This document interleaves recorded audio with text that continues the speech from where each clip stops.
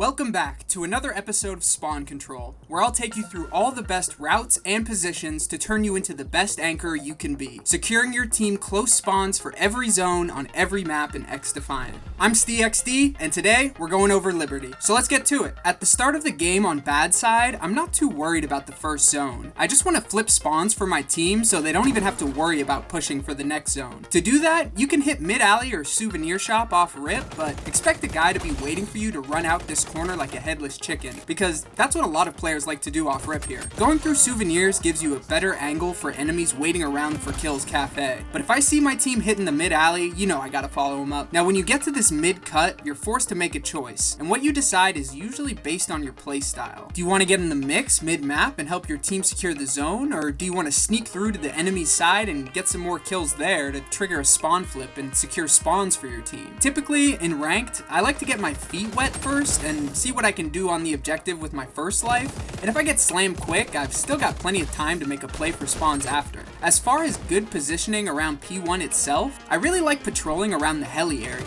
Having someone in this position is really annoying to deal with if you play it well. This spot allows you to pivot to help your team no matter where the enemy may be coming from, with plenty of cover to play around. But if I'm just playing to keep my team spawning favorably, I'll just keep playing cafe side and try and shoot the enemy in the cross to help my team mid. I want to play over here by cafe because if someone isn't holding this, it's so easy for the enemy to push through here and cause issues for your team. If the enemy team really wants spawns for the next zone, they're gonna have to battle my team through mid or go all the way around mud. Going into the rotation for P2, let's take a look at the map to get a better idea of what's going on back here when we're battling for spawns. Think of it like a wave of progression for the attacking team. Like I said, it starts with someone taking the long flank through mud and spawning a teammate there. If they can get through and clear the back, they can spawn more teammates back there too. This means the defender needs to stop the enemies from getting out of mud and into the back entirely, because if the enemy starts looking back here, it's gonna force your teammates to spawn out by souvenir. There's lots of spots back here that you can play to catch the pushing enemy off guard. Turtling too hard into the zone allows the enemies to take space in the back and front more freely, but separating from the zone too far can leave your team outnumbered if the enemy gets past you. I think the simple answer to this is, for those first wave of kills at the start of P2, it doesn't really matter where you decide to post up. You just want to pick a spot in the back and wait for the enemy to come to you for a second. Play it slow. Don't let them catch you sprinting back here. If you're trying to break P2, but you're not really feeling the long route through the mud, as an AR, I really like hopping up to top boat and working from there. That way I can look over my team while they take routes to the zone. The boat is great for the defenders too. If you get a few kills and have opportunity to reposition, getting to top boat lets you catch people trying to move through mid to heli, and even people wrapping around the back too. Plus, you've already rotated halfway to P3. I think if you want to hit the rotation from P2 to P3 quick, the best route is an early rotate through mud. I feel like when the enemy's coming off spawn and starts rotating the next, they're not really expecting you to essentially push through their spawn and shoot them in the back yet. They're mainly going to be looking for rotators through mid-map. Now, mid-map will get you from P2 to P3 quick, but it's bound to have a lot of enemies. If you want to push in from here, wait for your team to start pushing through the choke point, and then hop through the window to quickly give your team a crossfire. You should probably have a sub here though, because if someone's playing inside the lab, you've got to get that kill or your team's push is probably screwed. I think the surest, safest way for the anchor to rotate from P2 to P3 is to just take the scenic route all the way through souvenirs, up to the sniper's nest to give your teammates in mid some cover fire, then down through grass into lab, ready to hold the point. The reason you want to do this is so that you're allowing your teammates to spawn souvenir and gallery in your wake. Call me Johnny Apple Spawn. Sorry. If your team starts spawning back there, you don't have to worry as much about the enemy working through souvenir, spawning more enemies back there, and ruining your whole setup for P3. If you can keep them spawning mud and P2 side, you can force them to push more predictably through mid and mud. All you gotta call out is they're mid and mud, brother. And the only tricky play they have time for really is the window hop up. So as long as you've got that covered, then P3 will be a really tough hill for the enemy to break. If your team gets some kills around the zone, getting up to the tower can really annoy the enemy and slow down their next push. As long as you're playing around the lab, you'll have your team spawning close to the zone behind you back grass, which will make chaining P3 into P4 really easy as long as the enemy doesn't dedicate to a long route and pushes mid or souvenirs out and catches you off guard. You always want to be paying attention to where your team is relative to you during this zone. It's going to give you hints at where to expect enemies. If you're playing grass side, trying to get your team to spawn over here, but they're all still by mud and cafe, you could probably expect to see some enemies pushing you grass side or through the lab window hop up. And the same goes for if you're playing up in the top boat, but you see your team is all grass side. The enemy's spawning right next to you in the mud, and you have a gnarly angle that the enemy might not check while pushing. Now, if you played P3 well and have control of grass, you can easily rotate and chain your team's P3 and P4 holds together, as long as the enemy doesn't get through souvenirs.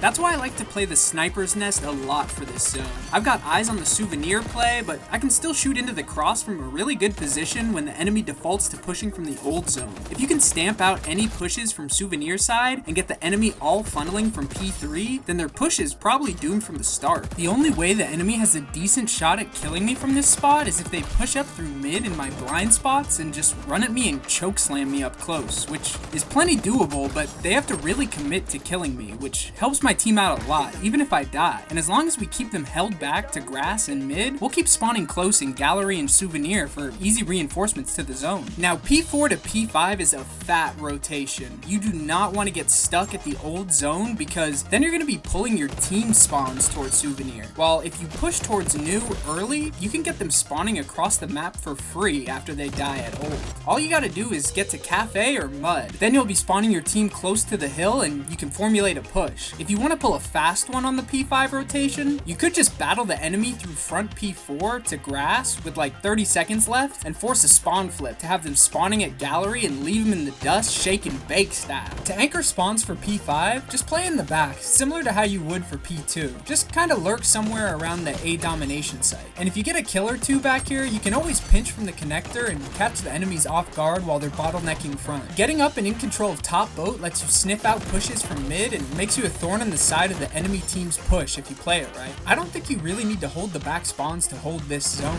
If the enemy team is spawning back there and you've got the connector covered, they'll have to funnel in through the back ramp and connector into your team waiting pre-aimed at the only two places they really have time to go. So you can make it work from the front for sure. Alright, that's Liberty. Long story short, if you want to win the map, keep them spawning in the mud, brother. But I guess you could maybe technically pull off spawning the enemy team at souvenirs for nearly the whole game, from P1 to P4. If you win almost every gunfight and play the map control with your team nearly perfectly in all three lanes, and essentially never let them push past mid-map. But that would take a lot of teamwork too. I like Liberty a lot, but really I just love playing Occupy on any map in XDefiant, because their design philosophy means any map can be a fun sandbox for whatever mode they might cook up. Yes, even Mayday. I'd like to see XDefiant's take on the headquarters mode from COD. That was another one that I always loved, and I bet it would be a blast on these maps. Now, as for ranked, I would be playing way more ranked than I am now and posting a bunch of guides related to that, but anyone who's played the mode enough knows it needs a lot of work still. I mean, I'm trying to show rank to some friends that really like XDefiant already, and we're dealing with quad stack phantoms, zone control and escort 90% of the matches, levers, and Raxi on a Smurf account. There I am, Gary, there I am! Despite the half dozen issues making the mode pretty much unapproachable for the average player, I've still been enjoying the matches that are actually playable, even if that's only 1 in 4 matches it seems, and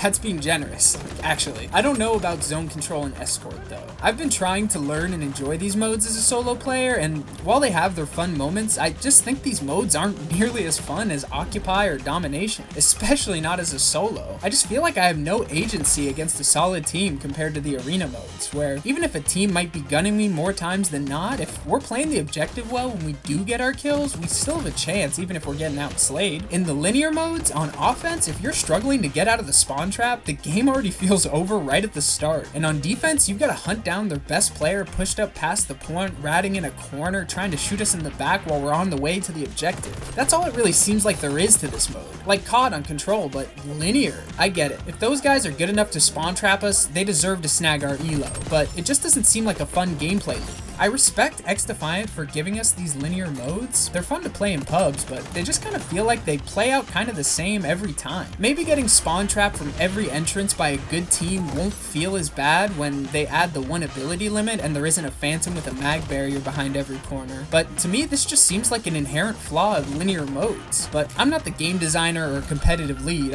I just play the thing. Now don't get it twisted. I love this game, flaws and all, no matter what the mode. Even zone control and escort. But as a solo player, it just feels like for these modes to be as fun as the developers intended, they take way more teamwork than I'm gonna get out of my random no-mic teammates. It just feels impossible to make an impact compared to Occupy and Domination. Maybe I'm just burnt out from playing these modes 90% of the time. I don't know. If you guys really like ranked zone control and escort, let me know why in the comment section below. And I mean, I like the modes in pubs, like I said, and I like them a lot, and I'm excited to see what other linear modes they cook up for these maps. But for ranked, I'm not so sure they're the best choice. But in the last XD brief, Pat said they plan to change the ranked modes around for season 2. And with Capture the Flag already out and their search and destroy mode right around the corner, I really hope they just go and swap both the linear modes out and put CTF and search in. Getting search into the ranked mix will get a lot more people interested in ranked. And CTF, in my opinion, is a quintessential competitive mode for Arena FPS 2.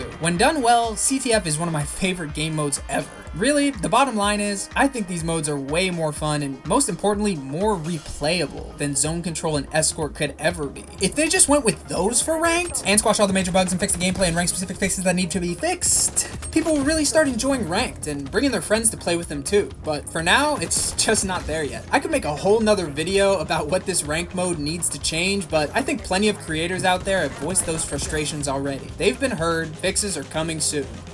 Please. Anyways, that's enough yapping out of me. Thanks for watching the video, and if you want more spawn guides like this, then subscribe to the channel. I'll be posting 2 of these every week, so keep an eye out. And a special shout out to subscriber number 435, Taekwon Daff. If you want a special shout out at the end of the next video, subscribe and drop your sub number in the comments down below. We flew past 600 subs last week, and we're almost to 700. Crazy. And check out my channel for more spawn guides, faction and weapon overviews, ranked guides, Yap sessions, shorts, and more. Like I said, ranked ain't it yet, but I still want to get you guys some guides and content related to that, so I'm planning on putting out some longer form content where I break down 2 or 3 ranked matches and tell you guys what I feel I did right and wrong, stuff like that. If that's something you guys want to see, drop a comment and let me know down below. If that's not something you want to see at all, well, too bad, I'm posting it anyway. Bye. Look, Gary, there I am again! Look! You too, pal. Oh my... Oh!